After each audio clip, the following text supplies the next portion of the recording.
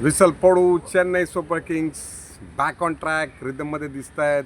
एक शानदार विजय, back to back wins, points टेबलमध्ये 10 पॉईंट्स आणि सायलेंटली क्रूज करतायत आणि सांगतायत बाकीच्या टीम्सना की आम्हीसुद्धा प्लेऑफच्या रेसमध्ये आहोत.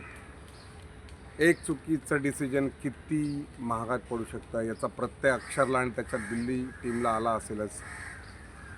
टॉस जिंकून बॅटिंग घेतली, म्हणाला होता की कदाचित पिच सेकंड इनिंग्समध्ये स्लोअर साईडला जाईल, पण तसं झालेलं नाही आणि त्याचा फायदा चेन्नई सुपर किंग्सच्या बॉलर्सनी अचूक उचलला.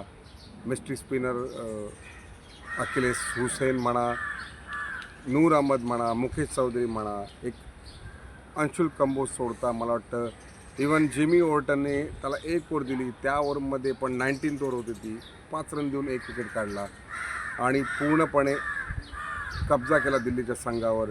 दिल्लीला 155 रनचं बिलो पार टार्गेट सेट करता आलं. ते फक्त मला वाटतं ट्रिस्टन स्टब्स आणि लास्ट मोमेंट अटॅक समीर रिझवीचा, त्याच्यामुळे हे टार्गेट सेट करता आलं.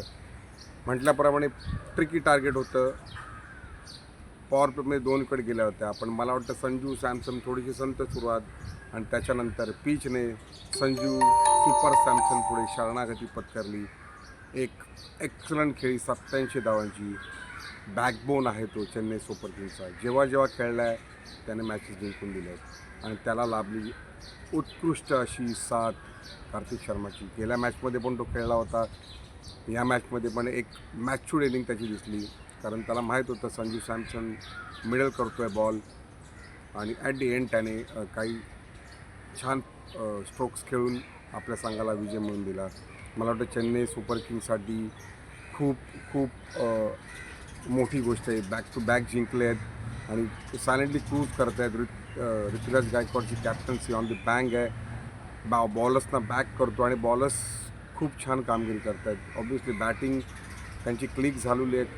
कोणत्या ना कोणत्या सामन्यात कधी संजू खेळतो आहे, कधी कार्तिक शर्मा, कधी ऋतुराज खेळतो आहे. मला वाटतं सगळेजण हातभार लावतात आणि चेन्नई सुपर किंग दाखवून देते की they are following A legacy. Delhi मला वाटतं बऱ्याच गोष्टी रिथिंक कराव्या लागणार आहेत. 4मधनं 4 जिंकायचे आहेत, अशक्य नाही पण खरंच कठीण आहे. ज्या प्रकारे दिल्ली खेळते, एका सामन्यात हायली इफेक्टिव्ह गेम खेळत आहेत, दुसरा सामना ते टोटली बिलो पार आपला गेम दाखवत आहेत. मला वाटतं त्याच्यामुळे दिल्लीला खूप काही गोष्टी रिथिंक कराव्या लागणार आहेत. त्यांच्याकडे बॅटिंग आहे, त्यांच्याकडे बॉलर्स आहेत, पण अक्षरला कुठेतरी स्टेप अप व्हावं लागणार आहे, कॅप्टन्सी दाखवावं लागणार आहे, स्वतः खेळावं लागणार आहे.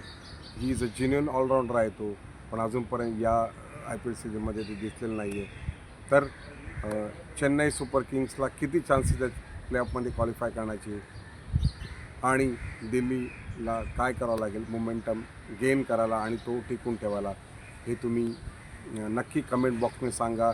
आमच्या चॅनलला सबस्क्राईब करा. जय हिंद, जय महाराष्ट्र.